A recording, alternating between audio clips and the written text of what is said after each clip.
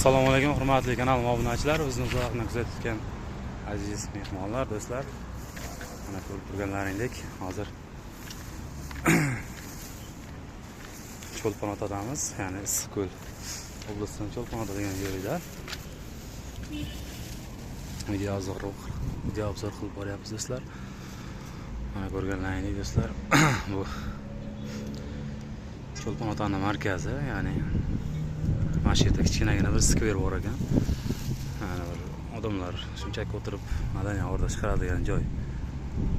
Atrof tog' taraflar ko'rayotganlaringdek, endi bu taraf sizlarga ko'rinmaydi do'stlar, bu taraf mana shu yo'lda ozgina o'tsalaring, bu tarafda katta ko'l bor, Issiqko'lda o'sha yerda yetadi. Dam olgandan keyin turistlar hammasi shu yerda.